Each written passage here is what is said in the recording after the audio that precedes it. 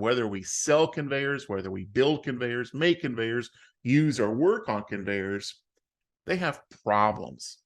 And what I want to hopefully discover today is some of the 5 biggest problems that users face when they're not, or things are missed during design, build, upgrades, or those early stages of conveyors. So let's get into it. All right, number 1. Here we go. We're going to go through number 1, and then we'll wrap this up, gang. I see it all the time, and I just feel it's way overlooked, and I feel it's such an easy problem to fix. Here we go. Number 1, not expecting the belt to mistrack. Every conveyor belt I see, that belt's going to wander at some point in time and another, either when it's warm or when it's cold, when the material is wet or when it's dry, when I'm there or when I'm not there. Some point in time, these conveyors mistrack. And that's such a significant problem in manpower trying to fix it. And it's so preventable, gang. Here's how we're going to talk about this a little bit. So the problems with belt mistracking is that can cause structural damage. You can see in this photo that belt's rubbed into the bracket. That's very problematic. You've got to avoid that. It can cause belt damage. And you see in these 2 pictures, edge damage. Now, we're getting reports. This is kind of something that we've been hearing for the last year or so, but we're starting to hear specifically in the kind of the southeast part of the U.S., in the mining industry, we're starting to hear that some of these facilities are getting citations for edge damage. If you have comments on that, I'd love to hear any insight that you have. So drop us a note if you have insight on that.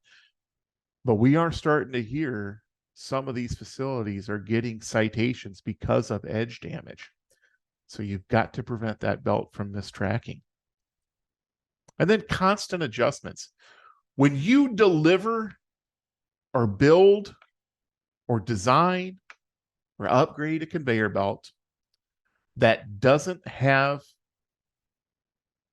already installed belt tracking devices, what you've delivered to the end user is a job, a task that they probably don't have a lot of time to solve, that they probably don't have a deep enough understanding to solve, and that they probably have lots of other things that are a higher priority. What you've given them is a big headache when you don't assume that that belt will mistrack at some point in time. Because what they're going to do is they're going to send a guy out with a hammer. And what's that guy going to do when he goes out to that hammer? With that hammer, he's going to just start beating the hell out of whatever he can find. Whatever he thinks can make an adjustment, going to start beating on it. Right? That's a challenging, and what he's going to probably do is going to come back and do it again the next day. That's a very challenging piece of equipment to deal with. It's just constant adjustments that tend to not correct the problem or only correct the problem short term. So here's my recommendation. Add or include the products that are almost always needed to aid in correcting any potential belt mistracking.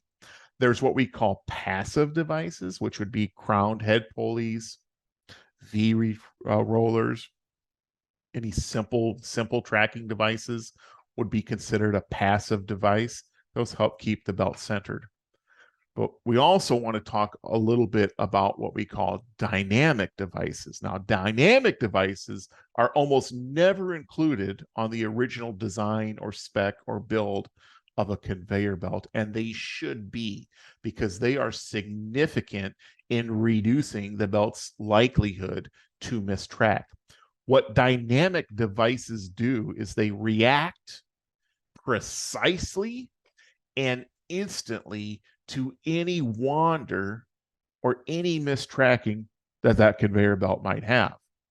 What happens is the belt bumps into the guide roller that you see here. So this is our guide roller.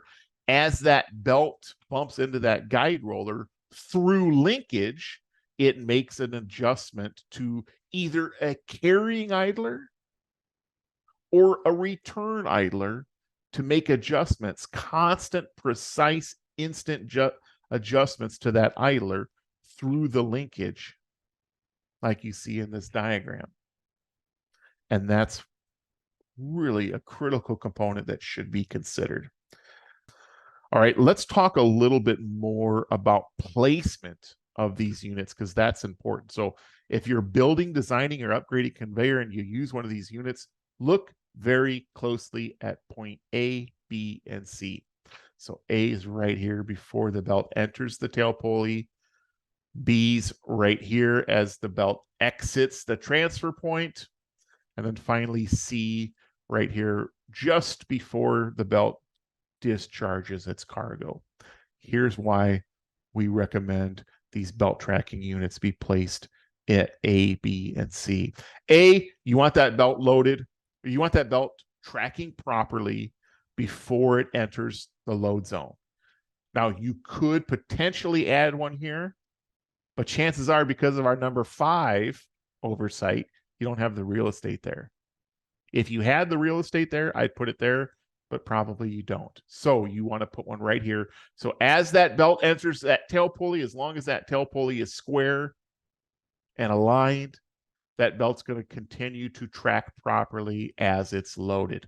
Very important. The most critical spot to install a unit is right here.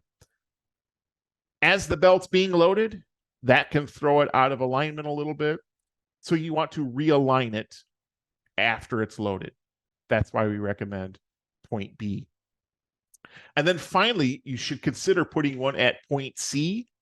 And the reason for that is if this belt is dumping onto another belt, we want this belt to be centered before it disloads or discharges its cargo. That's going to help the receiving belt be centered and keep dust and spillage at a minimum on that receiving belt. So, boy, if you want to do your clients a solid when you're building, designing, or speccing, or upgrading conveyor belt, you should include these units at point A, B, and C. Now, they have some limitations. These limitations are going to be specific to dynamic devices. They have about a 70 to 150 foot. That depends on belt speeds a little bit. So those passive devices, much less of an impact. They won't have the reach that a dynamic device does, but a dynamic device also has a limitation to its reach or its ability to affect proper tracking.